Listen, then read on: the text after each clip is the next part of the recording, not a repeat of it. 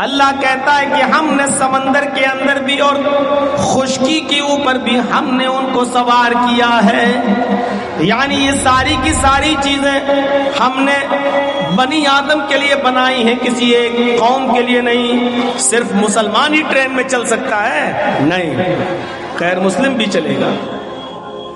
سمندر کے جہازوں میں صرف مسلمان ہی سفر نہیں کرتا، غیر مسلم بھی سفر کرتا ہے.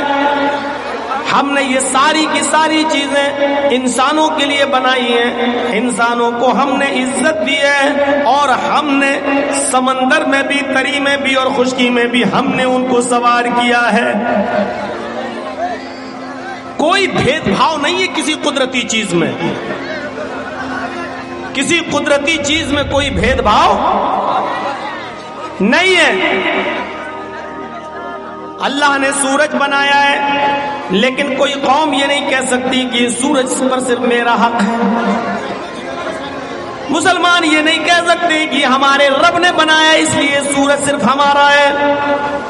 سورج کی روشنی ہندوؤں کو بھی ملتی ہے، مسلمانوں کو بھی ملتی ہے، سکھوں کو بھی ملتی ہے، عیسائیوں کو بھی ملتی ہے، جینیوں کو بھی ملتی ہے. سب اس سے مستفید ہو رہے ہیں، فائدہ اٹھا رہے ہیں. چاند بنایا، سب اس سے فائدہ اٹھا رہے ہیں. ہوا اللہ رب العالمین نے چلائی، سب اس سے فائدہ اٹھا رہے ہیں. آسمان سے بارش ہوتی ہے، سب اس سے فائدہ اٹھاتے ہیں. ہر کسی کے کھیت میں پانی گرتا ہے، غیر مسلموں کے بھی کھیت میں اور مسلمانوں کے بھی کھیت میں. اس لیے کوئی یہ نہیں کہہ سکتا کہ اس بارش پر صرف میرا ادھیکار ہے، میرا حق ہے. غور کیجیے اللہ رب العالمین نے کیا کہا ہے. وَلَقَدْ كَرَّمْنَا بَنِي آدم، ہم نے بنو آدم کو عزت سے نوازا ہے، مکرم بنایا ہے. ہم نے ان کو زمین پر بھی اور سمندر کے اندر بھی ہم نے ان کو سواریاں دی، ہم نے ان کو اٹھایا ہے، ہم نے ان کو سوار کیا ہے.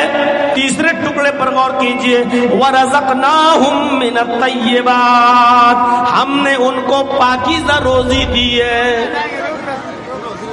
محنت کر کے کوئی بھی کما سکتا ہے. یہ حلال روزی کے دروازے ہم نے مسلمانوں کے لیے بھی اور غیر مسلموں کے لیے، سب کے لیے ہم نے عطا کیے. کسی ایک کی اجارہ داری نہیں ہے. رکشہ چلا کر کوئی مسلمان یہ نہیں کہہ سکتا ہے یہ محنت کی کمائی صرف کھانے کا حق میں ہی رکھتا ہوں. غیر مسلم بھی محنت کر سکتا اور کرتا ہے. وَرَزَقْنَاهُمْ مِنَ الطَّيِّبَاتِ، ہم نے پاکیزہ روزی بھی ہم نے ان کو دی ہے. وَفَضَّلْنَاهُمْ عَلَىٰ كَثِيرٍ مِّمَّنْ خَلَقْنَا تَفْضِيلًا، دنیا میں ہم نے جو مخلوقات پیدا کی ہیں، جو مخلوق ہم نے پیدا کی ہیں، ان تمام مخلوقات میں ہم نے انسانوں کو ہم نے فضیلت عطا فرمائی ہے. صرف مسلمانوں کو نہیں کہا، سب کو کہا کہ ہم نے اور دوسری تمام مخلوقات پر ہم نے انسان کو فضیلت عطا کی ہے، سرشٹھا دیا ہے، ایک مقام دیا ہے، ایک درجہ دیا ہے. اور دوسری مخلوقات پر بنو آدم، آدم کے بیٹے، آدم کی اولاد فضیلت رکھتی ہے.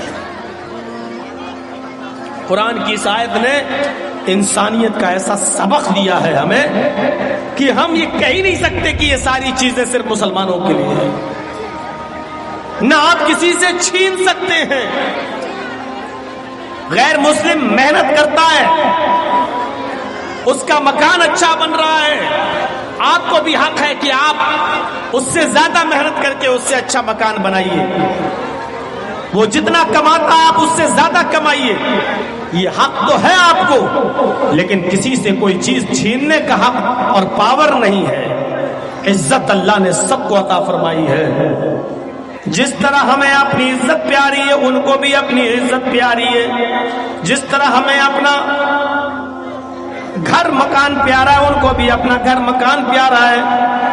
اس لیے جذبات کا احترام کرنا چاہیے، کسی کے جذبات سے نہیں کھیلنا چاہیے.